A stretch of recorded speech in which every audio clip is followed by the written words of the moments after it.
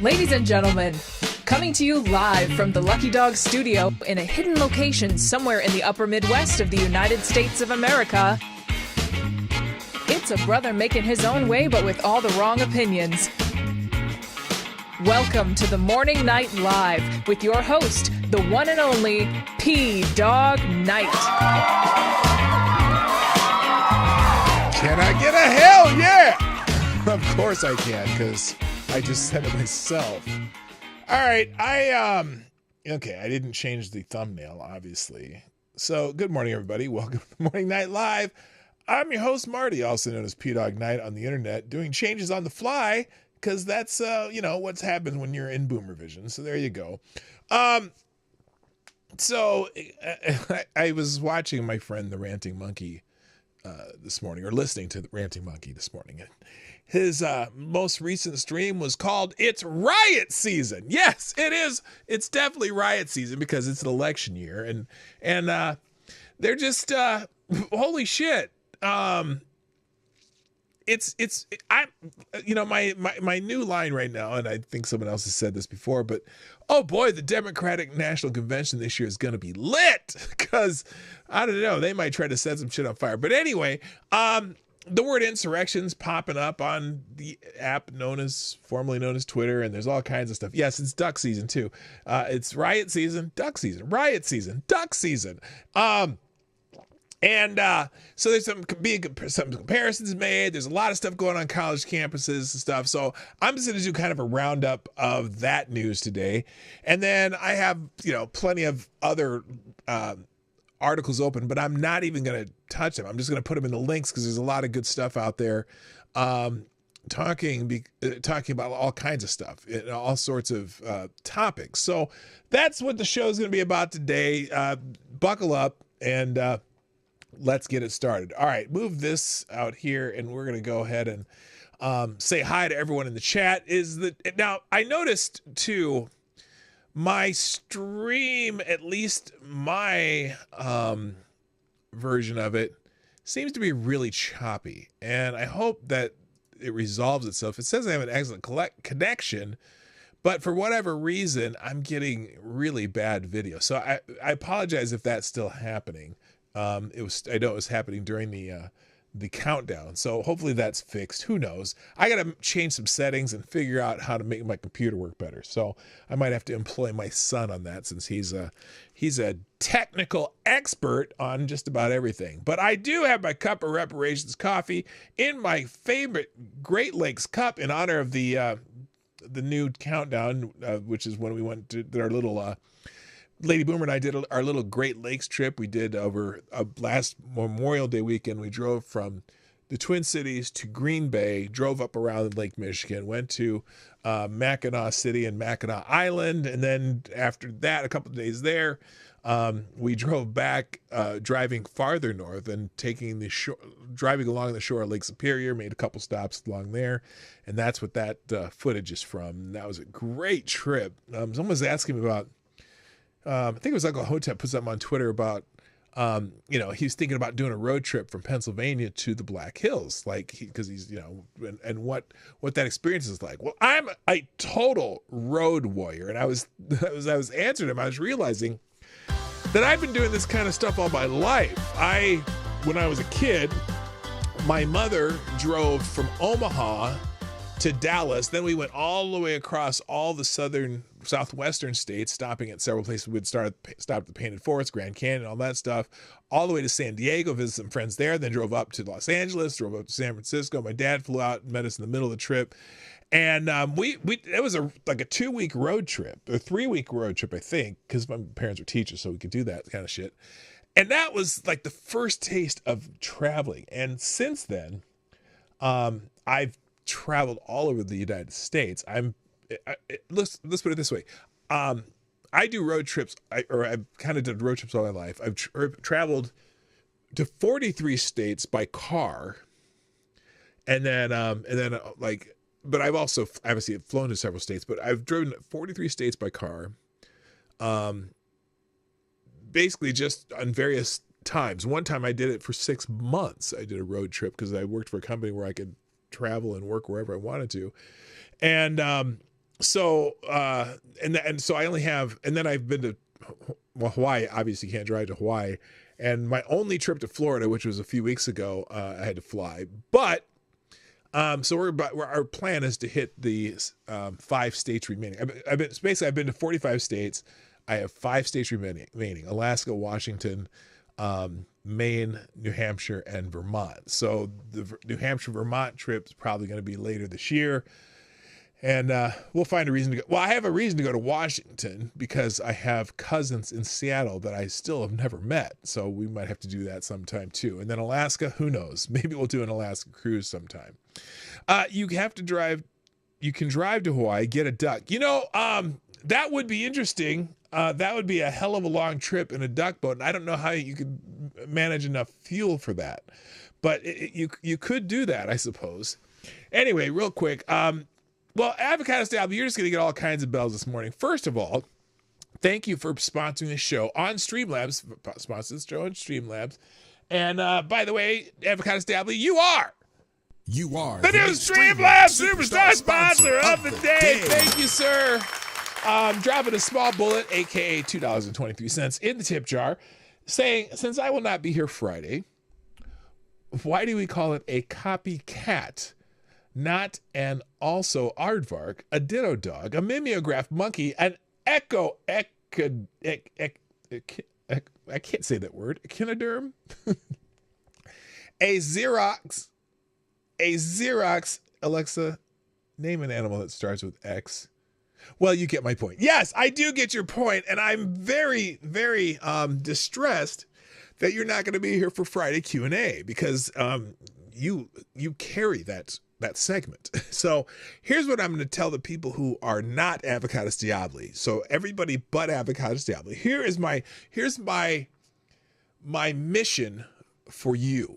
Okay, Friday Q&A day. I need everyone to come up with at least one, and start thinking about it now. It's Tuesday. This is Friday. You got 4 days to think about this. You need to come up with one, not 1, 2, but one. I'm just showing you one on both hands. One Avocados Diabli-like question for Q&A day. So start thinking about it now. Channel Avocados Diabli, as he says in the YouTube chat, and you'll be ready for it, because I just don't know what I'm going to do if I don't have a bunch of questions that I really am not sure how to answer. All right, shall we get into the show? Thank you again, Avocados Diabli, for sponsoring the show. First in the chat over on Rumble. Speaking of Avocados Diabli, of course, first person in the chat on Rumble is Mr. Avocados Diabli, who gets the bell. Also, good morning to Mr. Mike Savage, Blarg, and Diesel Dick. Nice to have you back. I saw you on X, the app formerly known as Twitter, a couple times this week, and and I apologize.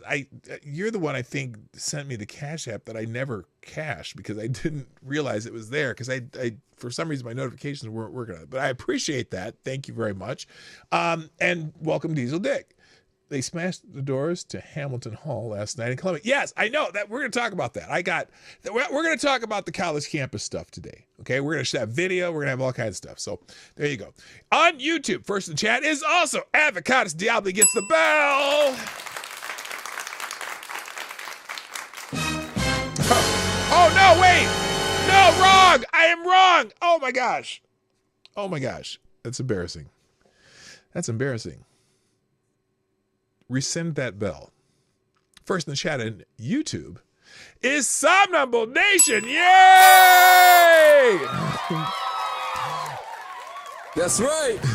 I think Black Hebrew Israelites even like that one. Thank you for being here first. Good morning also to Avocados Diabli. And welcome Darren Root, Kara Soldier, Mike Savage, Blarg. Also, good morning Simon Wolfwood, my favorite Canadian Jaeger ponies in the house. Good morning also to Zed the Snarky. Also, scrolling. I gotta scroll a little bit here. You guys have been busy. James Colley, woohoo. Yes, it is Boomer Vision time. Welcome. Good morning also to JB. Hello. Good morning to Patio Furniture's in the house. Anna Lynn is here. And Tyler F. and then anonymity. T2, I'll be back.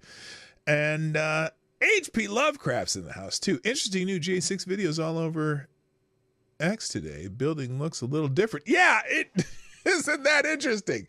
But look, it can't be an insurrection. They're leftist.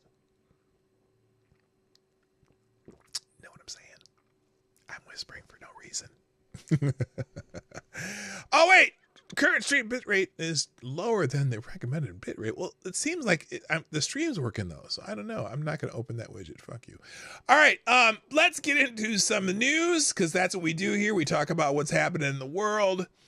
Thank you to the people who have, the person who has tweeted out the stream. That'd be Mike Savage. Please share the stream and with your loved ones, your neighbors, your fellow patriots, your fellow leftist, weirdos, and whoever else you might share this with. I'm equal opportunity, a host who loves to have people from all different varieties of political, socioeconomic, and racial and religious backgrounds. So please join the invite your friends to join the show, invite your enemies to join the show, and whoever else you can think of. Okay.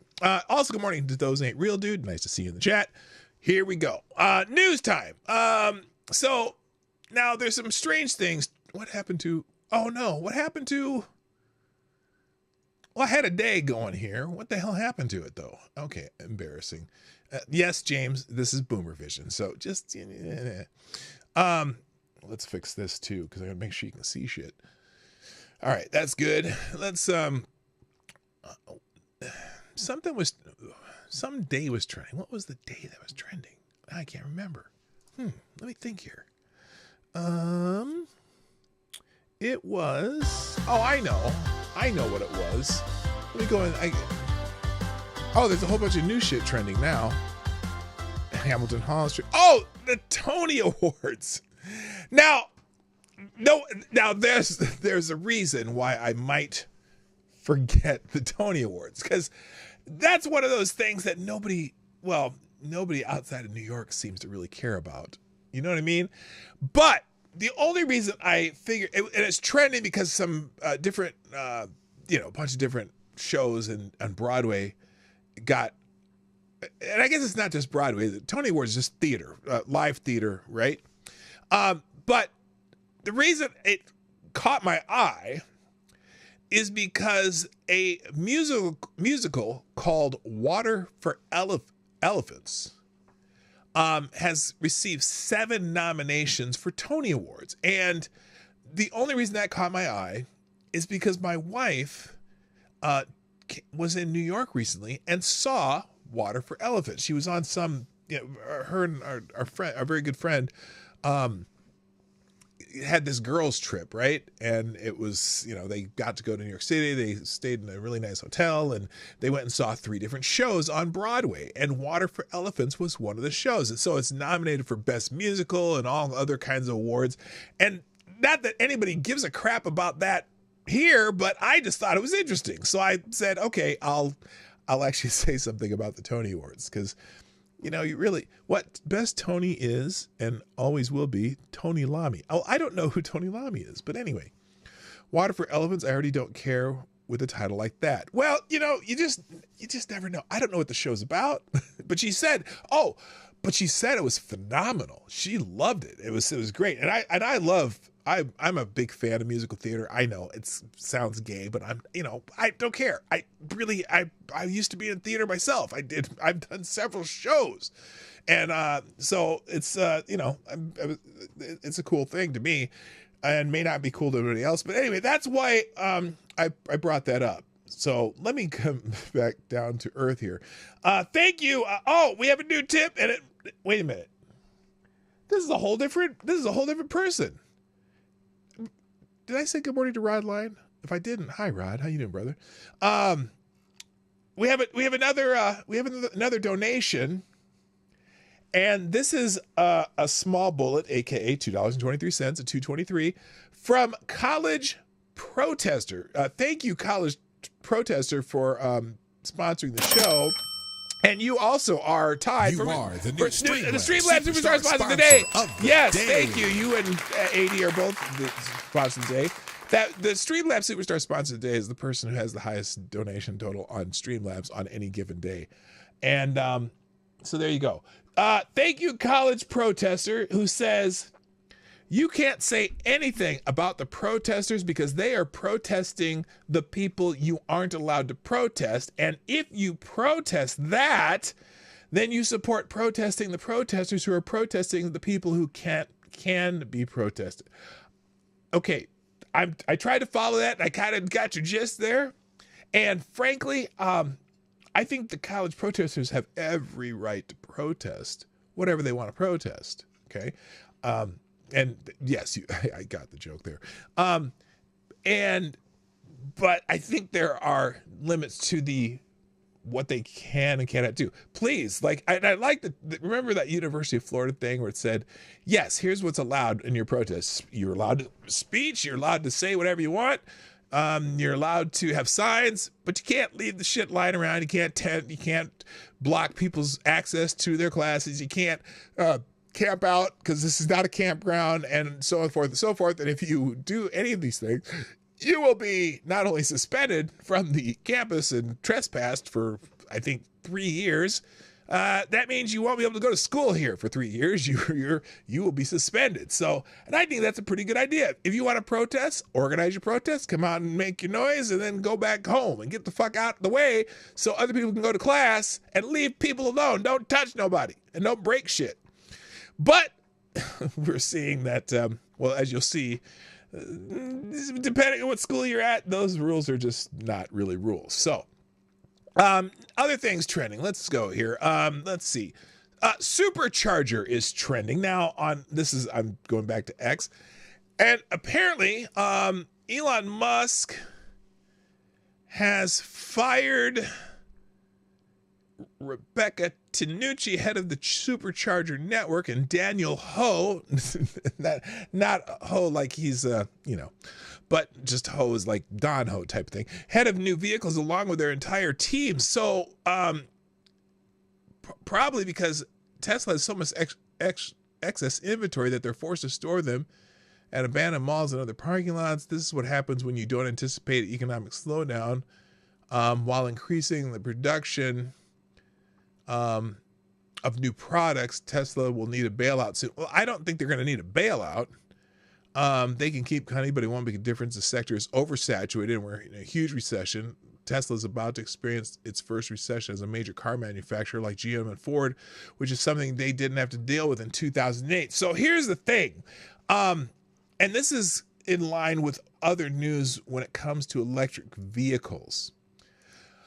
The electric vehicle market basically sucks right now. And where's the hang on a second here. I had more news about this. Let's see. Let me find this real quick. So and so there's been major layoffs at Tesla, right? Well, also in the news, Ford also is reporting massive loss on every electric vehicle it is sold. Electric vehicles are losing their favor. Okay. So for example, last week it's being reported that Ford took a massive loss on each and every electric vehicle that it sold. Ford's electric vehicle unit reported that losses soared in the first quarter to $1.3 billion or $132,000 each for each of the 10,000 vehicles it sold the first 3 months of the year, helping to drag its earnings down for the company overall. And so here's the reason that's happening. And this kind of affects Elon Musk too. World going broke, EV manufacturers are seeing a decrease in demand. Now I know people who own electric vehicles, and some of them love them. Like I have a friend who has the Tesla, the bubble looking one, and holy shit, can that thing move? It's a fast car. But the problem is, they're not the greatest vehicles if you live north of freaking Iowa, basically, because in the winter. We have friends in Tesla who have Teslas in the Twin Cities, and they like them, but they're just not the greatest things, and they're very expensive. Their maintenance when you have to you have to replace those batteries. Just wait. Anyway, electric vehicles are becoming this is in PJ Media. Electric vehicles are becoming an unprofitable boondoggle for multiple motor companies. It turns out that the woke virtue signaling is not the wisest business strategy. There are no doubt multiple factors that feed into the drop in electric vehicle sales for companies including Ford, Tesla, and Mercedes-Benz. I would, however, mention that one, EVs, electric vehicles, are too expensive and too unreliable for most Americans to purchase. Like, for example, Ford makes that the Lightning Ford F-150 pickup truck. No effing way would I buy one of those. Okay. I just mentioned how I'm a road warrior when it comes to traveling. Right? I love road trips. I love driving trips. I could not imagine the trip we took last Memorial Day from the Twin Cities to Green Bay to Mackinac City Island, or Mackinac City and Mackinac Island, and then down Lake Superior on the way back. It was like, what, 1,400 miles or 1,200 miles over a long weekend. And you know how long it takes to recharge a Ford Lightning? I drive a Ford F-150, right? A regular one, with an engine, you know? And when you run out of power, you just get some more gas, right? No, it would take me an hour and a half to charge an F-150 Lightning. And, in the end, there's no way. It would have been way more expensive, too. So anyway, the reality, okay, so wait, this goes on. There are no doubt multiple factors that feed into the drop in electric vehicle sales. They are pricey and an impractical choice. I wouldn't be at all surprised if EV sales continue to drop for companies with EVs in America and Europe for the foreseeable future. The reality is, however, that vehicle batteries are so toxic to manufacture and dispose of, they are not really a green option. Also, EV batteries often involve abuse of child labor for mining and the necessary materials. Yeah, you've heard about that, I'm sure. Moreover, increased numbers of EVs put an already strained electric grid at serious risk. Imagine owning an electric vehicle in the state of California, which is known for its own rolling blackouts, right? Or in Texas, when they had that freeze and they lost electricity, whatever, for a while. If you own an electric vehicle, you can't just fill it up.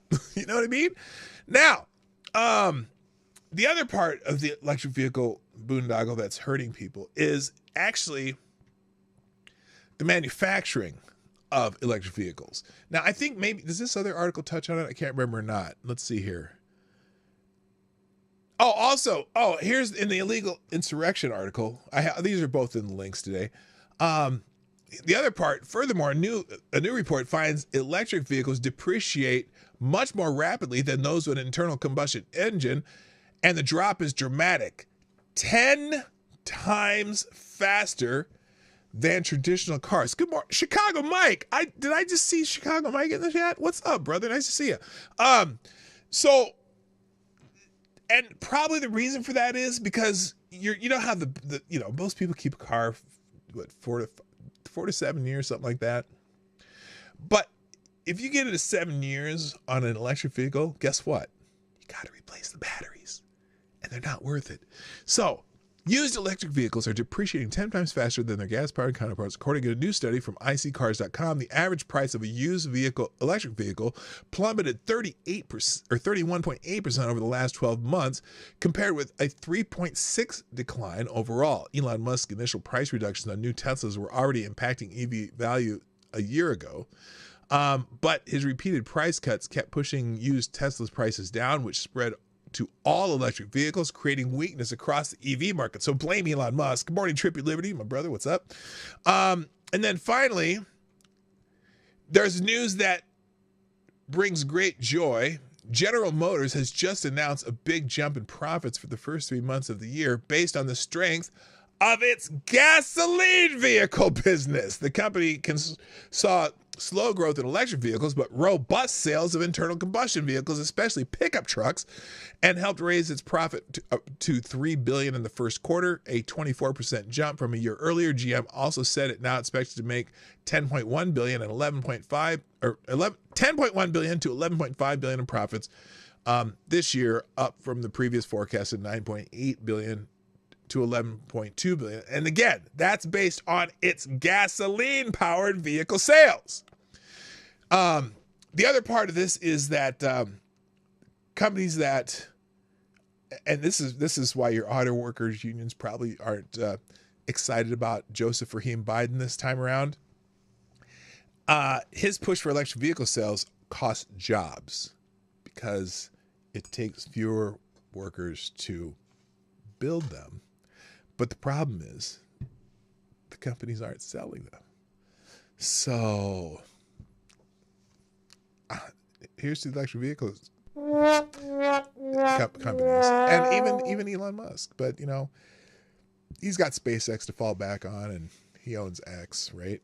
And he's by the way, X is going to add kind of a payment processing system into its offerings within X, similar to PayPal. Remember, Elon Musk was one of the people who helped start PayPal, right?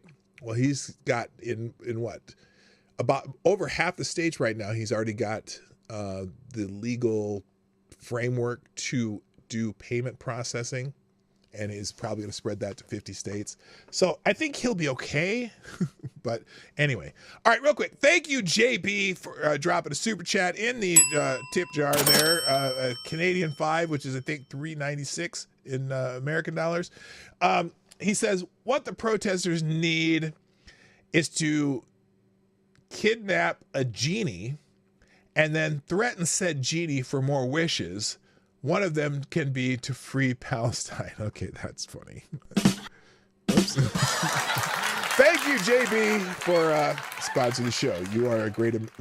I was going to say you're a great American, but then you're dropping Canadian dollars in the tip jar, which I will gladly take. I'm good. I'm an equal opportunity grifter, so to speak.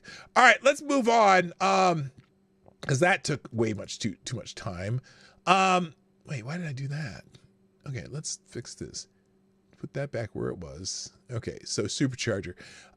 Also, Hong Kong is trending. This is a quick and easy one. Hong Kong, we said a few weeks ago that Hong Kong approved trading Bitcoin. Well, apparently they have begun officially to trade Bitcoins in Hong Kong as of this morning. So now it didn't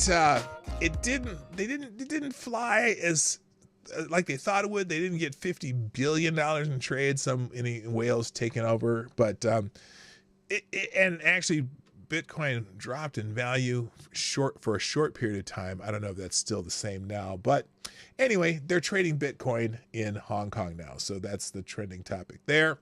Let's move on from that. Let's see. Let's talk about some people in the news, okay? By the way, real quick, thank you, Chicago Mike, dropping a big bull in the tip jar, and you are now the new Streamlab Superstar sponsor of the day. Thank you, Chicago Mike. Chicago Mike says, Marty, the batteries are heavier than an engine. The tires don't last as long as they do in gas engine cars. Yeah, that too. Electric cars are super heavy. And guess what?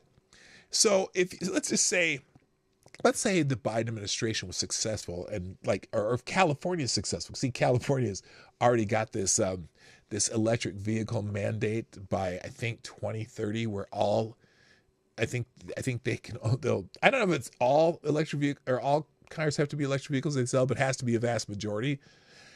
Now, think about this. So you got heavier cars and tires that wear out faster because of the heavier cars.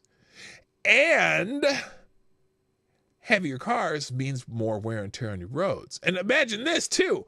Imagine all your trucks. They want all your trucks to be electric vehicles too? That's going to be really hard on the road. So it's just going to cost everybody more money. So thank you, Chicago Mike. Appreciate you. All right. Let's see here. Where was I? Okay, Hong Kong. We're done with Hong Kong. Let's talk about some people in the news. Have you heard the story about this rancher George Kelly?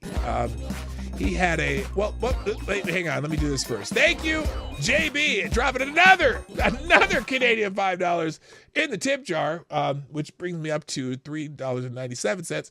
I think I'm just kidding. I don't know why I make fun of the Canadian dollar. JB says, I know a guy who drives cars around as a job. He has straight up told me the EVs just don't stay charged long. Hybrids are okay though because gas. LOL. Yes, that is true. And yeah, so they all have these charge ratings. Look, if I were going to get a car strictly for commuting, maybe back and forth to work, okay, I might consider having an electric vehicle. Because the charging range, they give you this charging range, and very quickly the charging range drops to about half of what they say it is. And so it's kind of like when you have like your cell phone batteries, although they deteriorate a lot faster. Your cell phone, like when you first get it, it lasts a really long time, and then it doesn't last as long. You have to charge it more often. Well, the same thing with these car batteries. And so if I just was commuting around town and I only had to make short trips, I guess an electric vehicle would be okay. But I drive, well, let's put it this way. When I was in Florida, I was in Florida for 7 nights, 8 days, plane time on the first and 8th day, 7 nights. And we went down there because we were going to explore the southernmost part of Florida. So we flew to Florida. We rented a gas-powered car. You could have rented a electric vehicle, but now even the rental companies are like, they're getting rid of all of their electric cars because nobody wants them. Over the total of 7 full days, if you count the half day there and half day back, we drove 1,200 miles over those 7 days, because we would drive down from Homestead to Key West. We did that 3 times. That's 240 mile round trip every pop.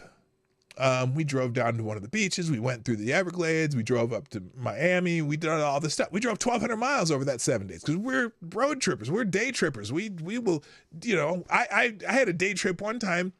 We drove to Hibbing, Minnesota. Then we went to Mississippi Headwaters. Then we went to Park Rapids and had, whatever. We had dinner at this place. And I drove 500 miles in one day. I'm not doing that in an electric fucking vehicle. First of all, because it's going to run out of juice, and then you got to charge it for 2 hours to get it to keep going. I'm just not doing it. So, don't worry. You won't be allowed to drive anywhere but within the 5 mile radius of latitude. Well, they can kiss my butthole. For that. Hello, Anand. 1, 2, 3. And Kessler's in the house. Welcome. All right, people in news. Have you heard about this rancher George Kelly in Arizona who was on trial for shooting some illegal border crossers that were, threatening or something? Anyway, he had his trial. He was on trial for shooting these people, and apparently it is going to be a mistrial. Here's the summary. Arizona rancher George Allen Kelly, 75, will not face a retrial for the fatal shooting of a Mexican national on his property, as announced by prosecutors after a jury failed to reach a unanimous verdict in the initial trial. The case has sparked a debate over self-defense, property rights, and immigration issues, with Kelly's defense arguing protection of his home and family, while prosecutors claimed he fired without warning. The incident has highlighted the complex and contentious issues surrounding the border security, blah, blah, blah, blah, blah. So here's an article from Fox 10 in Phoenix. Prosecutors will not retry Arizona rancher accused of murder. He was charged with second-degree murder in the January 30th, 2023 shooting of Gabriel Cohen Baltimea. I hope I said that right. The decision came after a week after a mistrial was declared. A lone juror was reported the reason for the mistrial. Now, it's interesting. Do you have to have a unanimous decision for guilty, right? Or for either one? I don't know. Anyway, after the mistrial, the Santa Cruz County Attorney's Office had the option to retry Kelly or to drop the case. Quote, because of the unique circumstances and challenges surrounding this case, the Santa Cruz County Attorney's Office has decided not to seek a retrial. Deputy County Attorney Kimberly Hundley told the Santa Cruz County Superior Court Judge Thomas Fink on Monday. Fink agreed to dismiss the case. He said a hearing would be scheduled later to determine if it would be dismissed with prejudice, which means it couldn't be brought back to court. During the trial, prosecutor Mike Jetty said Kelly recklessly fired 9 shots from an AK-47 rifle toward a group of men, including Gwen Baltamea, about 100 yards, 90 meters away. Why did they do? Who cares? We're in America. We talk in yards, not meters. You don't have to translate. Well, maybe for the Canadians. I don't know. Anyway, he shot at about 90 meters away on his property. Kelly said he fired warning shots in the air, but he didn't shoot directly at anyone. Well, never shoot fires. Look, if you're a gun owner, never shoot warning shots in the air. There's a reason for that. And I will tell you very eloquently what the reason is. Boom, boom, what goes up must come down. Doom, doom, doom. Bullets come down to the ground. They might hit somebody and it'll be a sin. Don't shoot that. Don't shoot that rifle in the air. It will be a sin. Yes, thank you. Blood, Sweat, and Tears, my friends. Blood, Sweat, and Tears. One of my favorite bands of all times ever. All right. Nancy Pelosi is trending. And Nancy Pelosi is trending because she had a B-fit. A B-fit, if you know what a B-fit is.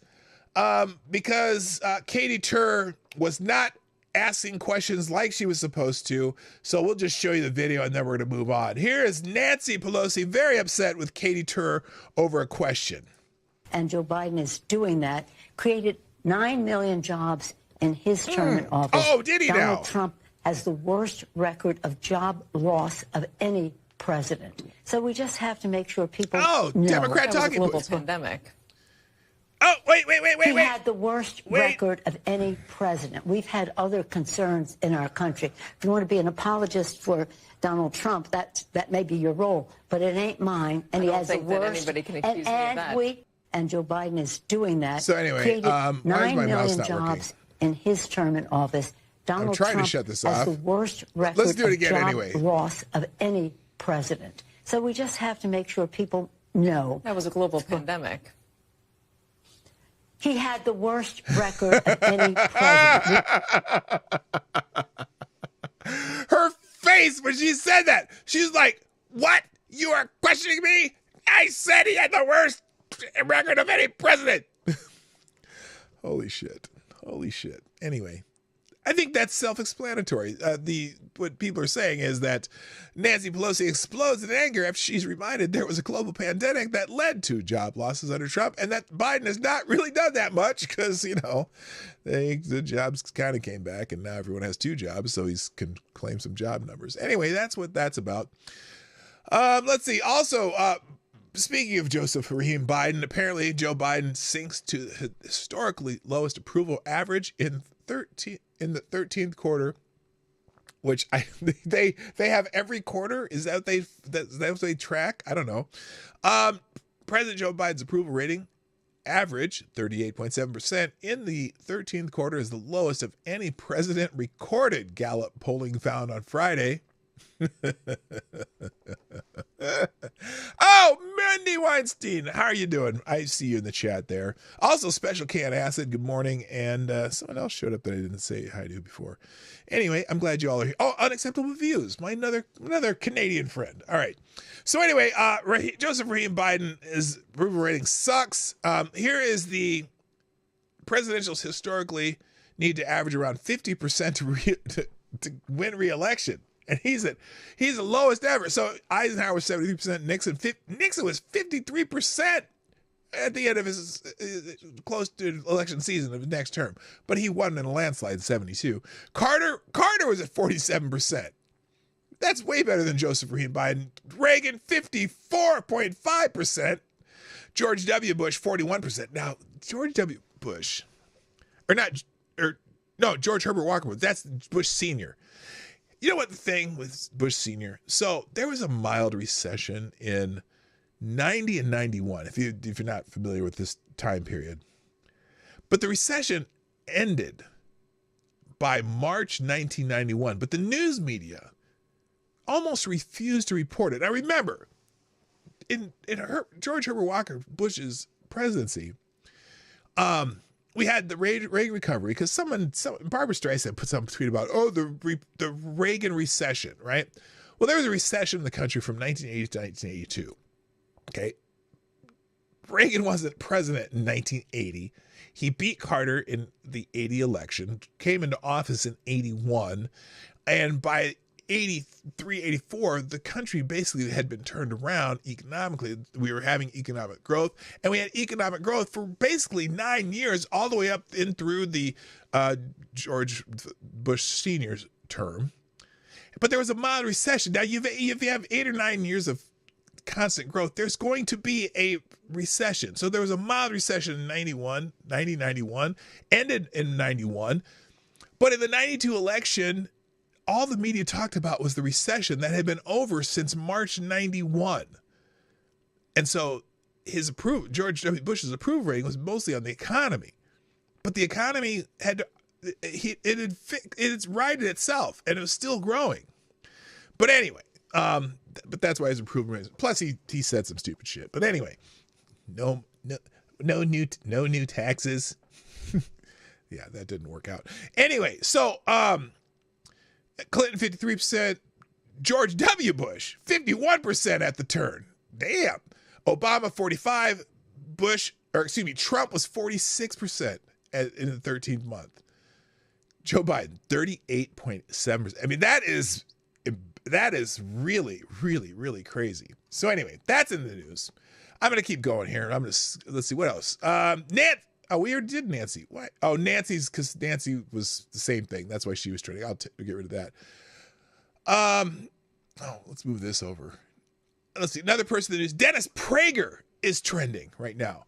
Now, Dennis Prager's trending. Now, I have questions about this because I'm wondering in context what this is happening. So, and all the people who are like Rick Wilson, who used to be a Republican, but now he hates Republicans and whatever. And other people are taking this quote from Dennis Prager. And I'm going to have you listen to the quote first. And I want you to tell me what you get from this particular statement, okay? Because I have a theory here. Listen to his words carefully. Let's see here. The public nudity calls are interesting. Anyway, none of you have a secular argument against it, and I don't blame you for that because there isn't any. Listen carefully. There's no secular argument against adult incest.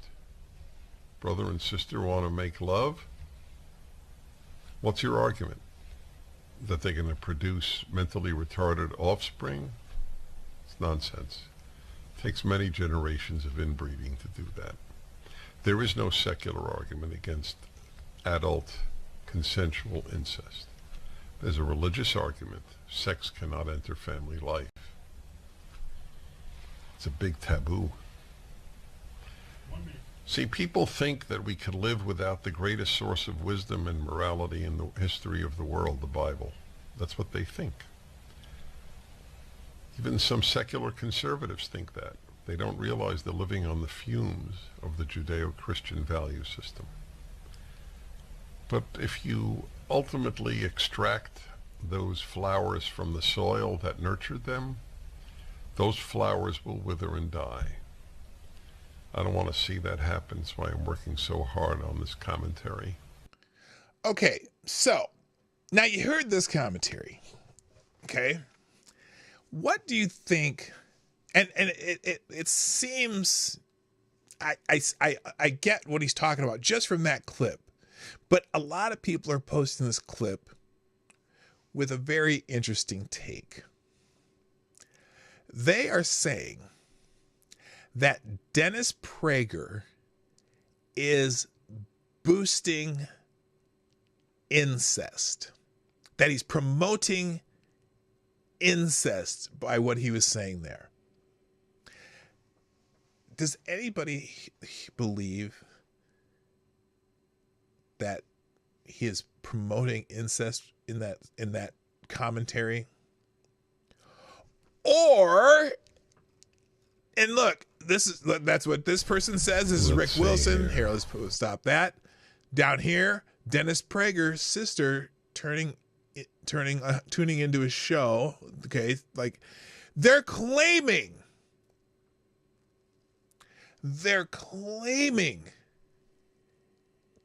he is promoting adult incest by saying that. Now, I don't know that is what he's doing at all. I think he's making a distinction. He's making an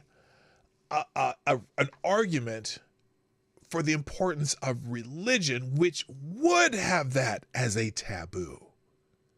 He's saying that there's no secular argument against that, but that if the religious morality, now you may or not agree with this, whether you agree with it or not, he's not making a case for incest at all.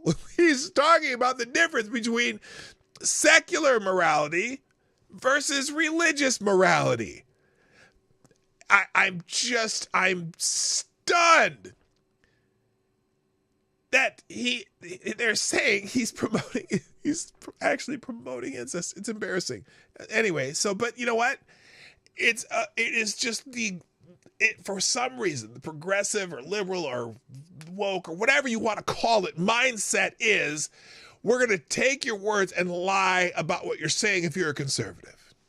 So, just another example. Good morning, Selecta boy. Yeah, boy. Good morning. So anyway, the religious argument is because God said so, which isn't really an argument. Okay, that's fine. I'm not saying it is. I'm just saying, why lie about what he's talking about here? I'm not saying, and again, I'm not saying wrong or right or whatever. I'm just saying that he's not in any way promoting incest by saying what he said. So anyway, what is the secular argument against adultery? That's again, you can say whether or not there's, the secular argument against adultery is that at least for men, you don't want to be kicked to the curb and have half your money gone and lose the house and the kids. So anyway, that's my point is they're lying about what he's talking about. Also news, Moby, the musician, is in the news. The musician Moby, who I don't know, I thought for sure he's in the news because he said something mean about Donald Trump. But no, Moby's in the news because he thinks, well, here, is Moby an American? I'm not even sure. Where is he from?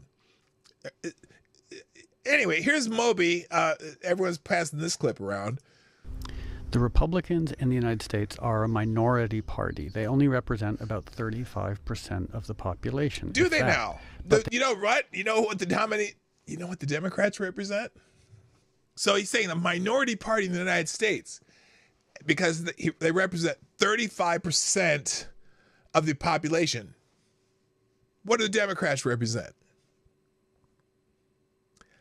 35% of the population. You got to remember, not everyone who's not a Republican is a Democrat. Sorry, Moby, but let's continue. They figured out how to control the levers of power. To undo that, we need to end the Electoral College, make the Senate proportionately representative. No, and fuck you, Moby. No. Expand the Supreme Court, end gerrymandering, have ranked choice voting, give statehood to D.C. and Puerto Rico. So what does Moby want? Moby wants the Democrats to be in power. Now, So here's the thing, Moby, you moron. Maybe, I don't know where you're from, Moby. Moby is an American? Well, he's an idiot. Look, the United States is made up of 50 states. Now, maybe we consider ourselves United States to be a state in the world sense around the world. But we're an experiment of 50 independent states that are I guess a corporation, so to speak. And because we are 50 states, states also have a sense of autonomy. And so when we meld together to form 50 states, we have two things that we're trying to balance. We're trying to balance the people's, the entire people's, interests, but we're also trying to balance each state's interests. So when we formed this wonderful constitutional republic, we kept in mind the fact that states still don't want to be controlled by the federal government. And so whether you are a small state or a big state, we have the balance of having a Senate with equal representation. Okay, we don't need proportional. We have proportional representation in the House of Representatives because, look, we don't want the people in New York and California deciding what's best for the people of Wyoming since they have no idea what the people of Wyoming want. Maybe the people of Wyoming in that small little population state like having some certain things done their own way rather than the way that the Californians and New York City people would want them to do it. So go fuck yourself. Every state should be able to have at least some sense of power over their own states and not be controlled by the people on the coast. Moby, kiss my ass. No. So, but he thought he's saying something brilliant because he wants Democrats and leftists and progressives in power, because for whatever. So stop being a bitch, Moby. All right, moving on. Another person in the news, Drew Barrymore. Drew Barrymore. Wow, this show is going really slow. So I'm going to go through these a little faster. Drew Barrymore is in the news because apparently she had Kamala Harris on her show, and which Drew Barrymore is such a weirdo, but because she's so touchy-feeling, she gets all comfy and so she said something really stupid too. Let's say what Drew Barrymore said. I've been thinking that we really all need a tremendous hug in the world right now. We need a hug. But in our country, we need you to be Mamala of the country.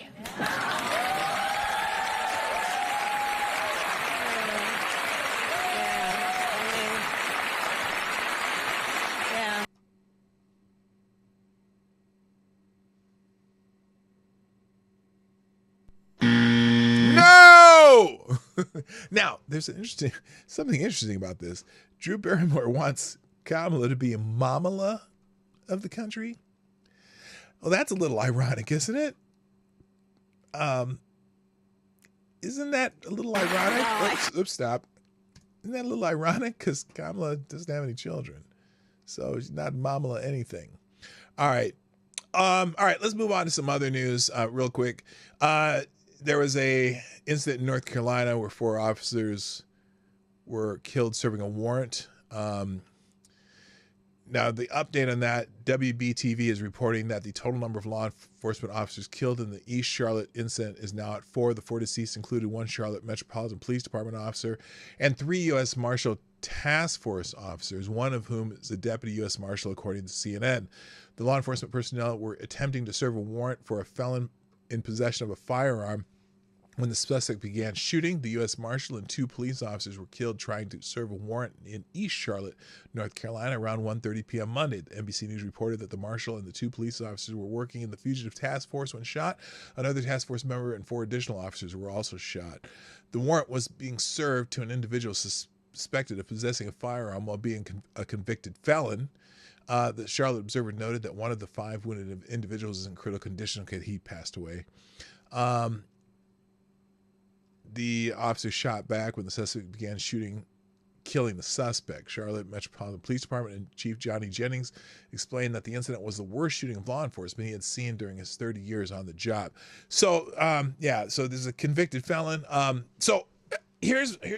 Again, I think we should just make it illegal for convicted felons to own guns, and then this problem would not happen.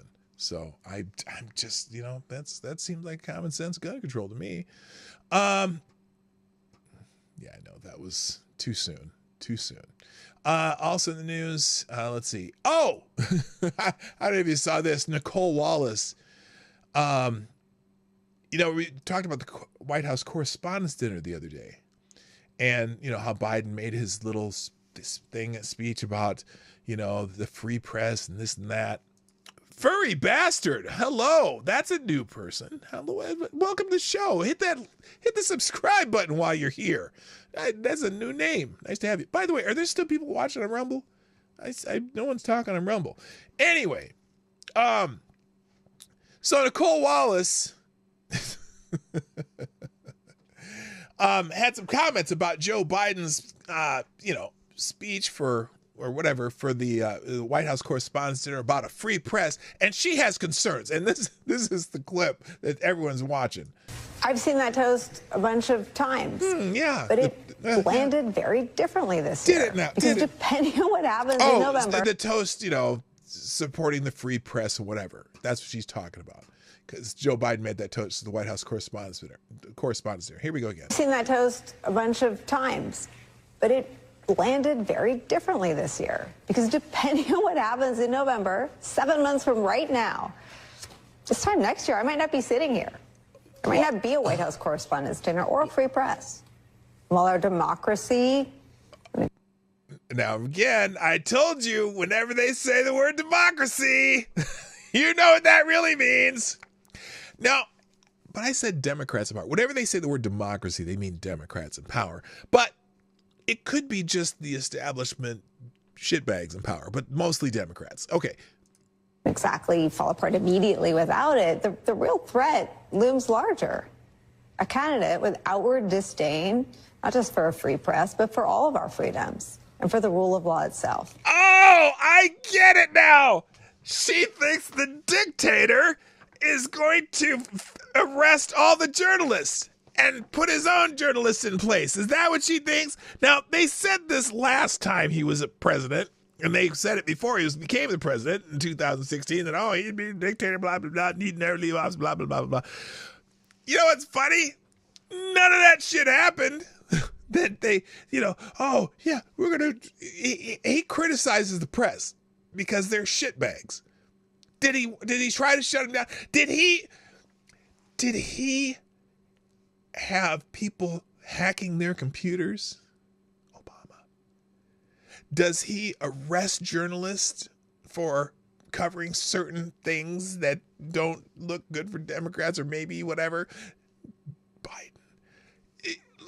Get the fuck out of here. You always, again, they project what they do. Okay, they call everybody fascist, but they are the fascists. So, Nicole Wallace, I think if Donald Trump is elected president, your ratings will probably go up because you'll have a shitload to talk about. So just shut the fuck up, sit back, let it happen. That's a monkey line, isn't it? Just let it happen. Hello, Big Dave. Big Dave's in the house. Nice to see you. Just let it happen. So anyway, all right. This is taking for extra. Oh, I'm finally at the topic. I'm finally at the topic of the day. I'll have to go an extra 15 minutes because I'm just now getting to the topic of the day. So, as you know, there is an insurrection. Oh, wait a minute. I didn't get rid of Cole. Get rid of Nicole Wallace. Okay. Turn that off. As you know, there is currently an insurrection happening on college campuses, right? And so turn that off. There we go.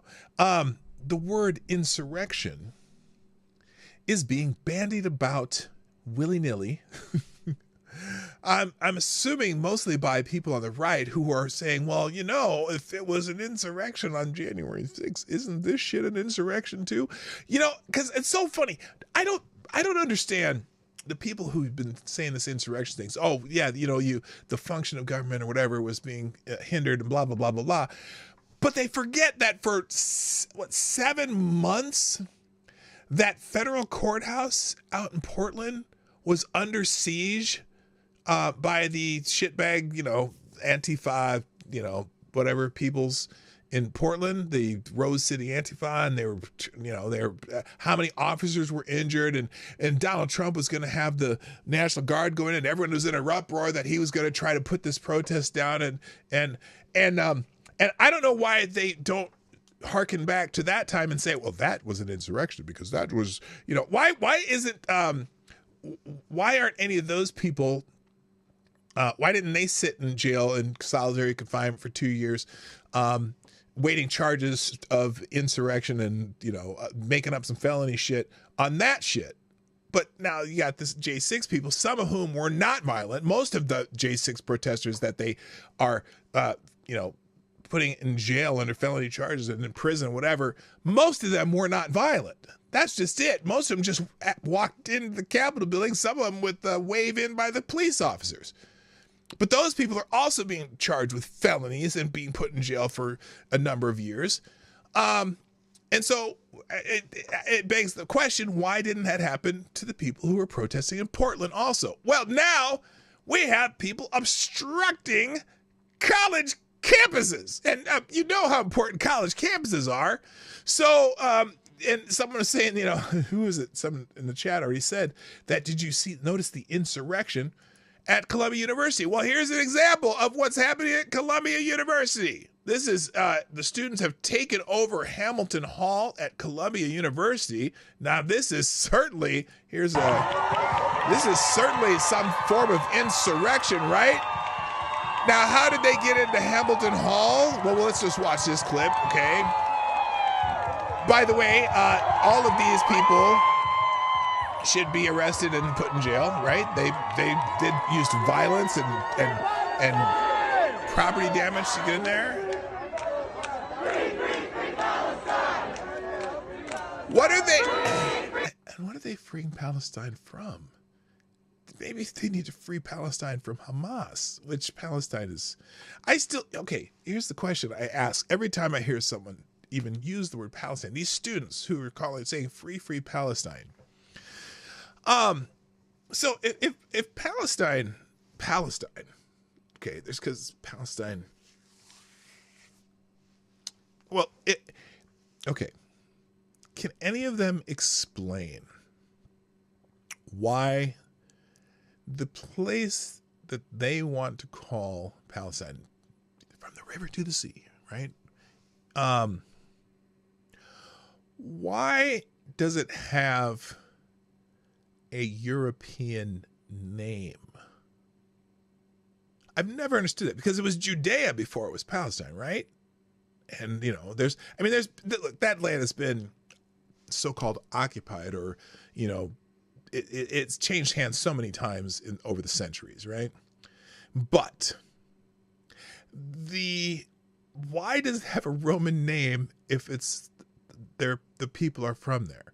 You know, and I'll tell you why, because the Romans renamed Judea Palestine to kind of whitewash the fact that it was called Judea, because Judea might give you an indication of who was there before the Romans, right?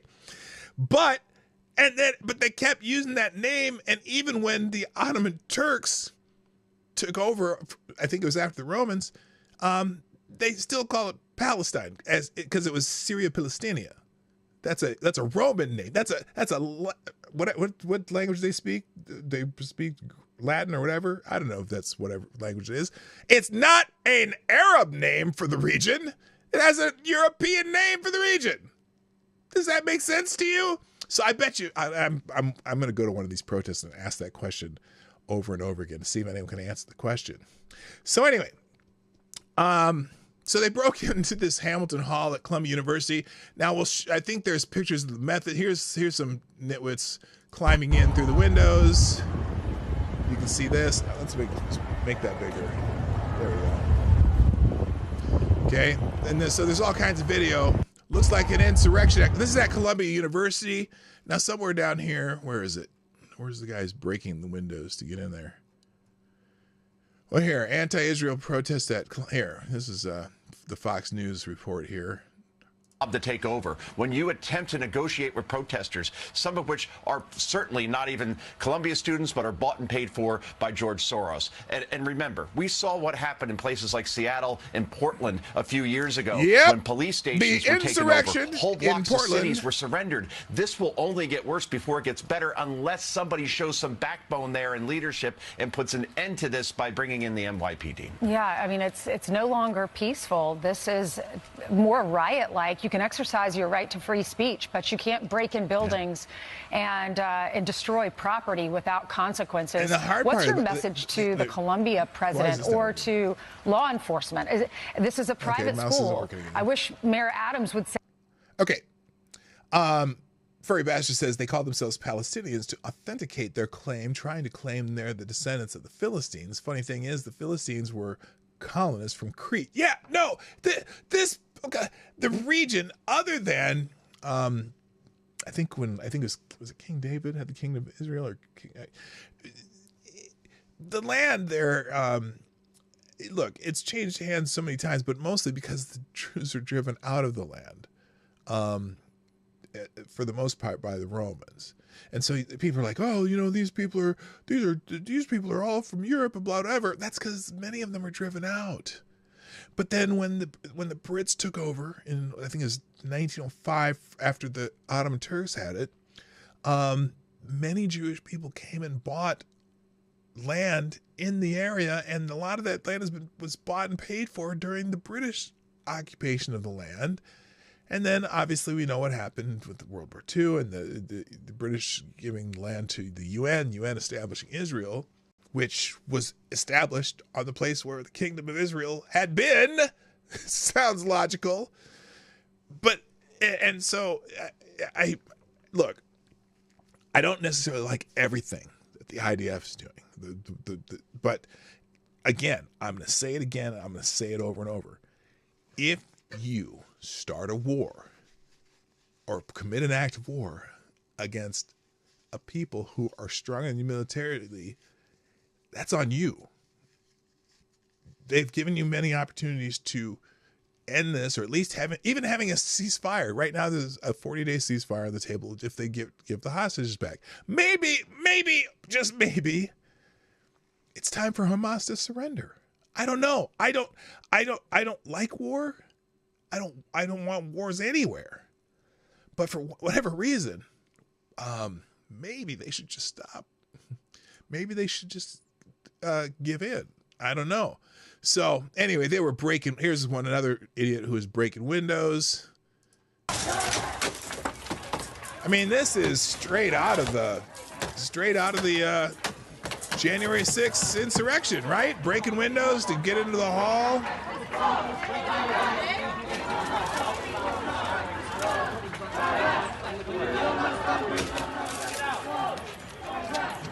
All right. So anyway, that's why insurrection is trending. Also, Columbia U, occupiers, protesters versus January 6th comparison. Pro-Palestinian protesters occupied Columbia University's Hamilton Hall, causing property damage and a janitor to feel held hostage, leading to student suspensions and comparison to the January 6th Capitol riot. The incident sparked debates on the nature of the protest and the appropriate response to such actions, with some calling for severe consequences and others arguing for a distinction between protesters and criminals. Not all of these people are students, we know. Obviously, there's more. There's hangers-on and opportunists in these protests. We know that they're not all university students. Also, arrest is trending because there's been several arrests. Anti-Israel protesters tried to set up an encampment at the University of Georgia, but it didn't last long after police arrested protesters who refused to leave for criminal trespassing. Protesters can be seen screaming and resisting arrest while others shouted at the police. Did they not learn anything from Dr. King? Did they not learn a damn thing from Dr. King? Okay? Have your peaceful protest, and if you get arrested, then go to jail and fill up the jails and make it a pain in the ass for the people arresting you. But I don't know what they're trying to accomplish on these college campuses. They just want to scream and shout and have make noise because nothing they're doing on the college campuses affects what happened in Gaza or Israel. You know what? Hey, here's an idea. You really want to stir things up? How about you have a protest in Washington, D.C., like the January 6th people did? At least they went to the place where things can happen. You guys are just making a lot of noise at college campuses. And you're not even doing it.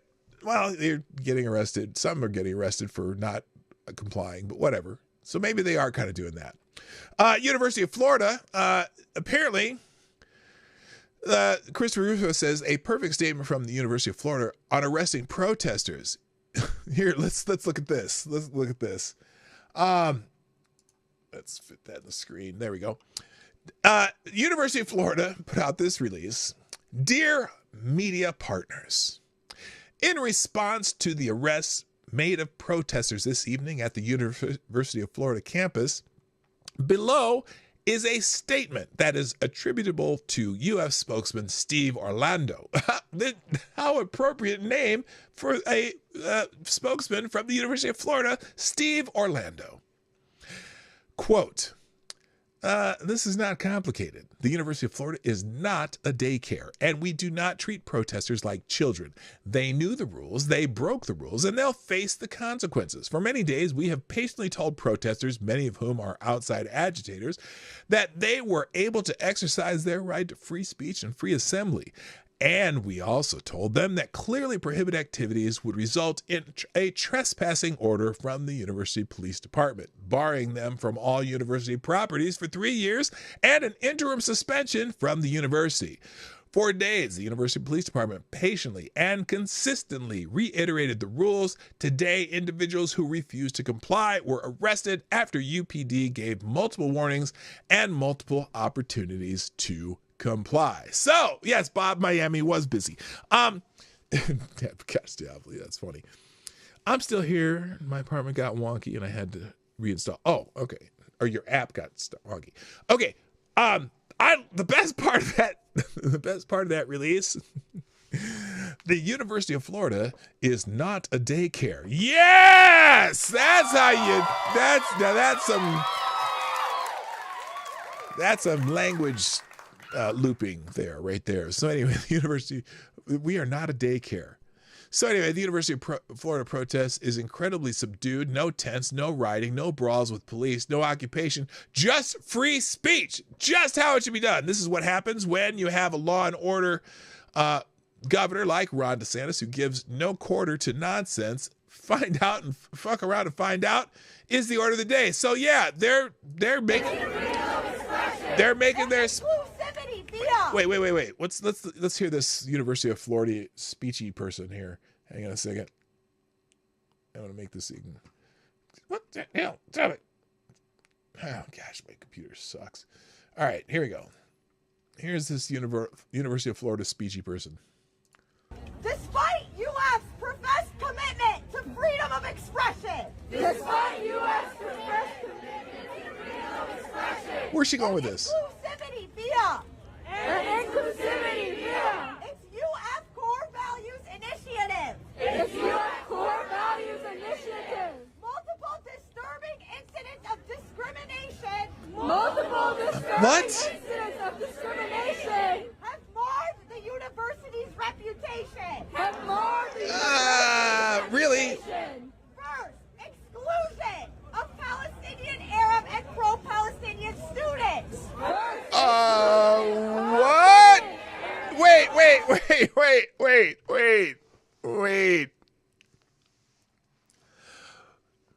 What's that rag wrapped around her head? Is that a keffiyeh? Is that how you say it? I don't even know how to say it. Keffiyeh? Aren't these? Who are these people yelling and screaming and chanting on campus? What in the fuck is she talking about? Okay, let's continue. You know where I'm going with that. From statements denouncing violence. From statements denouncing What? violence. 2. Attempting to deactivate. Attempting to deactivate. Student-led pro-Palestinian organizations. Student-led pro-Palestinian organizations. You mean the ones that are saying some racist shit? I don't. I just saying. Yeah, I don't know. Never mind. 3. Punitive measures, including. 3. Punitive measures. The girl. Did you hear the girl trying to chant along? She laughed when she said it because she didn't quite hear it right. Including suspensions and withholding graduation against pro-Palestinian students. No, not pro-Palestinian students.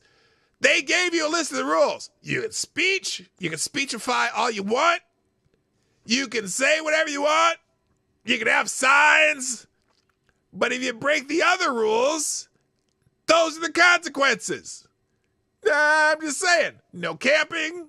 No leaving your signs on the ground. No leaving garbage everywhere. No, there's a list of rules, right? But they said you can speechify and say whatever you want. And you can have signs. No problem. You can assemble. Just no overnight staying. Yeah. So there you go. Suspension and withholding graduation against pro-Palestinian. No. Not against pro-Palestinian students. Because y'all are pro-Palestinian students. You're still there. Cannibalistic Wizard, how you doing? That's all right. For peacefully protesting. No, not for peacefully protesting. That's fine. What are you doing right now? Are they kicking you out? No, you're out there speechifying and peacefully protesting. That's fine. That's your right. They even said so. Peacefully protesting. 4. Public defamation. Public defamation? You got some public verbal defecation coming out you. So anyway, mugshots of Soros-funded terrorist encampment criminals arrested at the University of Florida. Oh, they are dyed-haired weirdo losers. Anyway, so yeah, they told you what you can't do. So here it is. Here's the rules. Allowable activities: speech, expressing viewpoints, holding signs in hands, prohibitive items and activities, no amplified sound, no demonstrated inside buildings, no littering, no camping, no sleeping, no unmanned signs, no blocking egress, no building structures, chairs, stakes, benches, tables, no camping, no including tents, sleeping bags, pillows, no disruption, no threats, no violence, no weapons, any other items and activities deemed to be non-compliant with policy and regulations by the university officials. Consequences would be individuals found responsible for engaging in prohibited activities shall be trespassed from campus. Students will receive a 3-year trespass and suspension. Employees will be trespassed and separated from employment. So you will be fired if you break these rules. They gave you the rules. They said you can speechify, express viewpoints, and hold signs. It's you can be there. You just can't stay overnight and all that other shit. So that's some clear rules. That's not inhibiting your right to be pro-Palestinian and whatever. You're just a whiny little whatever. And also at Virginia Commonwealth University now too. Students clash over Gaza peace. Violent protests erupted at Virginia Commonwealth University in Richmond, Virginia, as pro-Palestine demonstrators clashed with riot police, leading to the deployment of tear gas and rubber bullets. The incident, part of a larger movement calling for the ceasefire in Gaza, saw students occupy the Compelled Library building and a nearby courtyard. A shelter-in-place order was issued, sparking debate on the role of police in college campuses and the right to peaceful protest. Now, notice, had Virginia Commonwealth University made it clear, like the University of Florida, of what would be the consequences for the extracurriculars that are not speech or expressing viewpoints or assembling peacefully, maybe they wouldn't have this problem. Because it's interesting how Florida doesn't have this. They had to arrest a few people But notice the protesters are being very, very, a little more respectful, at least, of, whatever they're doing. So anyway, there was riots at Virginia Commonwealth. Also at UCLA. Now, UCLA is getting anti-Semitism allegations as a Jewish student was denied entry. UCLA is under fire as Jewish students face restrictions on campus, including being denied access to the library and classes. The controversy sparked by social media posts has led for the calls for legal action against the university, with some suggesting a lawsuit for discrimination. The university has yet to respond to these allegations, while the situation has prompted a class action lawsuit against Columbia University. The incident has highlighted the need for universities to ensure equal treatment for all, and safety for all students.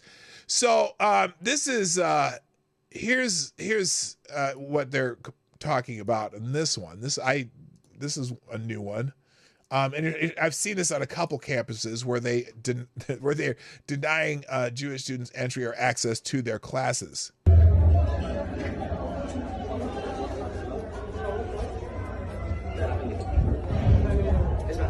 It's time to go. What? You don't have a wristband. Why do I need a wristband?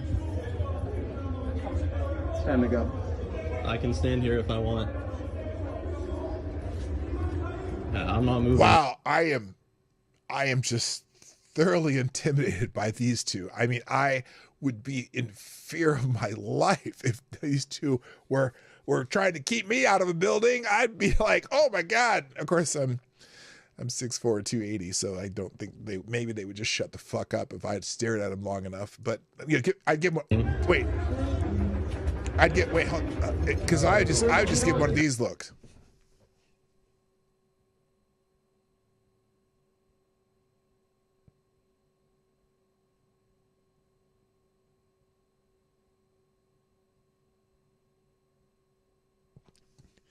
You think that would work? He's cornered. Okay, they're now cornering me. I'm not moving. They're denying him access to...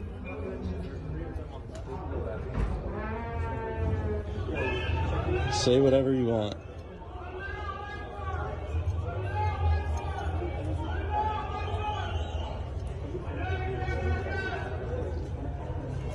So anyway, there was another one. Where's the one? In, maybe it's not here.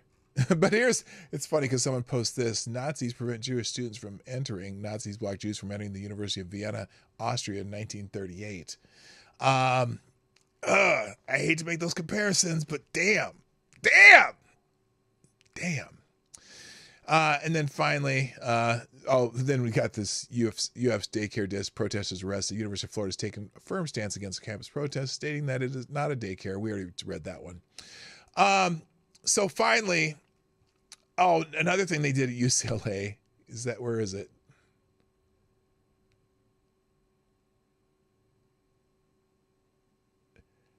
Well, here, let's just go down the line. I'll go through these articles real quick and we're going to get out of here.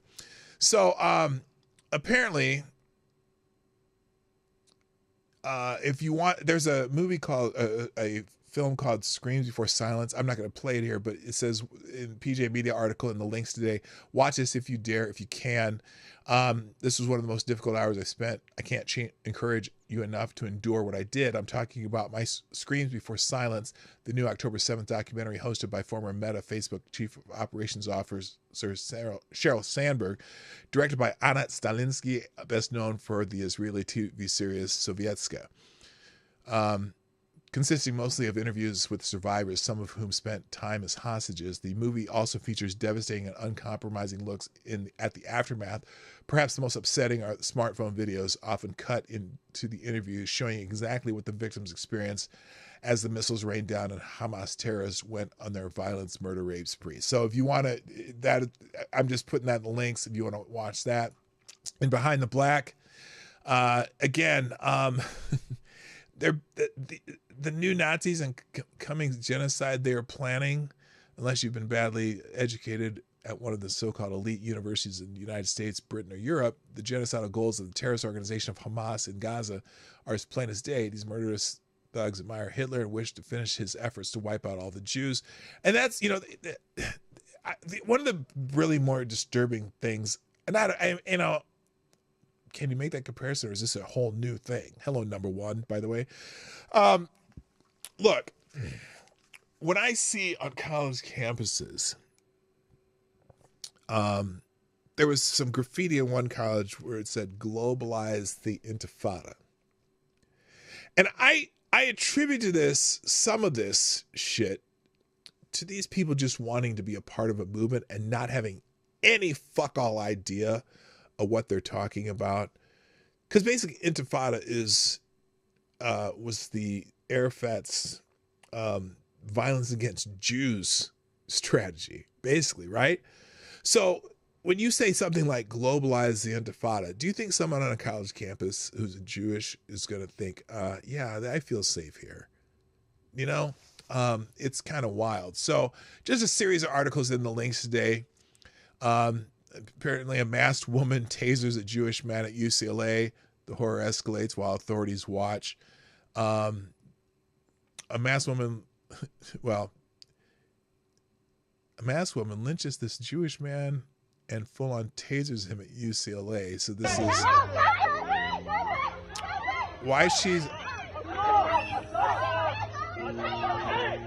is she assaulting this man? Now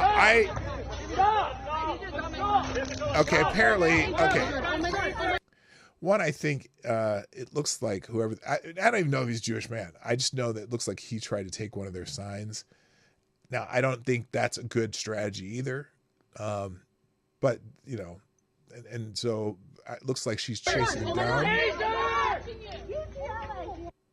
I don't know what that was about. So, I'm going to give that a 50-50. But, and in the New York Post opinion piece, anti-Israel college students want to spew hate with amnesty. Hundreds of pro-Hamas college demonstrators are about to learn a valuable lesson soon. Sometimes there are consequences to your actions. A number of students and faculty members upset at hundreds of college activists, or a number. Why is this? Okay, this is poorly written. A number and faculty members upset that hundreds of college students have been arrested and suspended are demanding amnesty for students and colleagues. They're concerned that suspensions and legal charges might hinder the futures of the students by following them into their lifehood. Oh my gosh. Oh my gosh. There might be consequences. There might be consequences for your actions. Oh, the horror. The horror. I can't even believe it. Why would there be consequences for any of your actions? Holy shit. Then he continues, we can only hope. If you want to harass Jewish students, violate campus rules, ignore warnings, break the law, vandalize public property, deny other students the right to learn, and act like a bunch of idiots, welcome to the repercussions. Yes. And I'm not talking about a resurrection of Neil Peart either. You know what I mean? So anyway, that's the New York Post. Also, by the way, the Democratic fundraising platform known as Act Blue, they're getting a cut of the donations to Michigan State University's anti-Israel tent encampment. Now, it's funny because all these, they're being funded through Act Blue, which Democrats get paid for this. So Democrats are profiting from some of these anti-Israel protests. It's amazing. The Democratic Party's primary fundraising platform helped facilitate donations to the anti-Israel encampment at Michigan State University. Act Blue is set to receive 3.95% of the cut of those donations, according to its stated policies. Student protesters created the IT'S Coalition to demand MSU divest from companies that do business with Israel. Look, are there companies that don't do business with Israel? Shit, half the Arab companies do business with Israel because, they are friendly with some of the Arab nations, Jordan and whatever. But this is stupid. But they did a fundraiser through Act Blue, and so the Democratic Party is profiting from the protests, and they're not the only group that has funded donations to Act Blue. In Breitbart, Senator Cotton to the D.C. Mayor Bowser says to let cops clear leftist protests at George Washington University. So this is spreading like a Brandon Narlow, how you doing? This is spreading like wildfire through campuses, and I guarantee you it's just like copycat protesting, not knowing what the fuck you're talking about for the most part, but then you get the opportunists who jump in and break shit and take over buildings. Tom Cotton is pressuring Mayor of Washington, D.C., Democrat Muriel Bowser to get out of the way of the Metropolitan Police Department and let cops clear the rowdy leftist protesters off campus of George Washington University. In addition to Republicans pressuring officials to stop the demonstrations rife with anti-Semitism. Look, again, if these were peaceful protests of speech, and as much as I disagree with them, they have a right to do it. But what they don't have a right to do is obstruct and cause chaos and cause property damage and intimidation towards other students. If they want to protest what Israel is doing, they're free to do it with speech and assembly. But you can't camp where you can't be camped. Okay? So anyway, that's just another one. And then I have a couple more. Columbia president. Oh, by the way, the Columbia University President Shafiq pleads with protesters to voluntarily disperse. They gave him a deadline, remember? And it's kind of like Obama's red line, wherever he had that red line thing going on, because once they cross the red line and the deadline, they're still there, and she's kind of feeling helpless. For days, Columbia University President Minouche Shafiq declined to clear out the unsanctioned Gaza Solidarity encampment in favor of negotiations with student protest leaders. Now she says those negotiations brought no agreement and is asking the students to voluntarily leave the encampment. Oh, that poor woman. Well, let's just say they didn't. And so she sent them a letter. The students, apparently, day 13 at the Columbia encampment, students have been given a 2 p.m. deadline to vacate. This is the response from a suspended student. One of the signs was Columbia will burn. They wrote shit like this. I ain't reading all that. Free Palestine. And the other sign said Columbia will burn. So, and the chaser on this, though, at Columbia University will not divest from Israel. According to the president, Columbia University will not divest from Israel. A top official at the Ivy League school said on Monday, rejecting a key demand of pro-Palestinian protesters who have set up camp at the New York City campus over the past couple weeks. So, they demand that they divest from Israel. They said, fuck it. We're not going to. And so now Hamilton Hall has been taken. Hamilton Hall has been lost. Oh my gosh. They meant to send it. Okay. We've already seen that rubber bullets have been shot at students. And are we going to have another fucking Kent State? I'm telling you, that 2024 Democratic National Convention is going to be lit. I'm just saying. It's like history repeating itself. Just instead of Vietnam, it's Gaza. We're not even there. Holy shit. By the way, at the UCLA encampment, someone did something brilliant.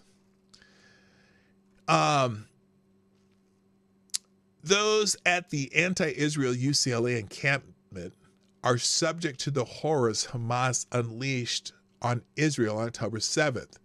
An anonymous group has funded and constructed a giant screen with loudspeakers outside the UCLA pro-Hamas encampment, showing footage of the October 7th massacre on loop. Genius. I'm not going to play it because, you know why. Also, they have footage of the University of North Carolina Center for Middle East and Islamic Studies celebrating October 7th. There's articles on that. I got to get out of here, but there's a couple more. Also, encampment's faculty cheerleader oversees Columbia core curriculum in humanities. This obviously these students get this shit from somewhere, and opinions are great, but you just still got to know where the opinions come from.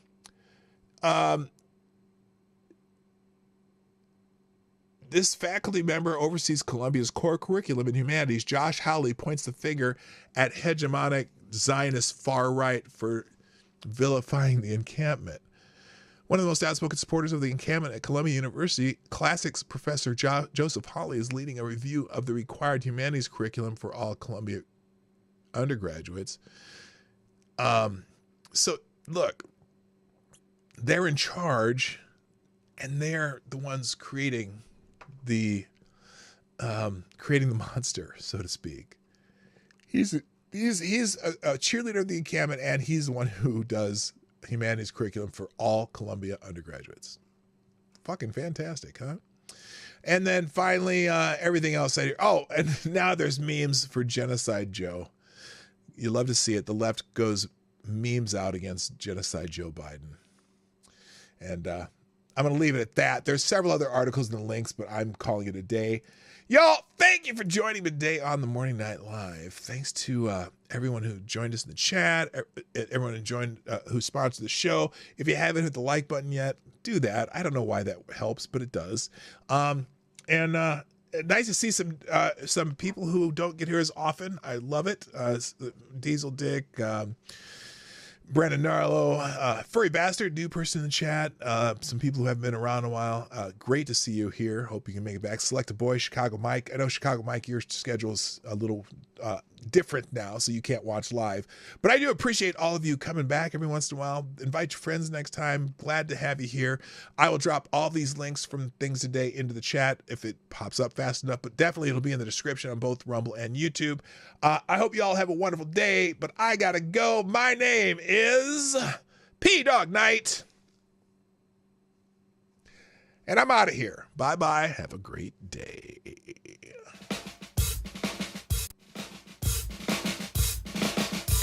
Hey, this is P-Dog Night, and thanks for watching today on the P-Dog Night channel.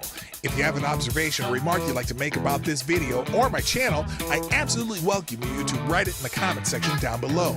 I really look forward to hearing from you. And before you go, if you like what you saw but you're not already subscribed, please make sure you hit the subscribe button and definitely click that bell that pops up afterwards so you'll be notified when I post new videos or when we go live. I broadcast my live show, The Morning Night Live, Monday through Friday at 10 o'clock Eastern, 9 o'clock Central. A special thank you to all the supporters of this channel who share our videos on social media and who make donations through Streamlabs, YouTube, Venmo, and Cash App, which are all linked in the description down below. Thanks again, and until next time, I'm P-Dog Night, and I'm out of here.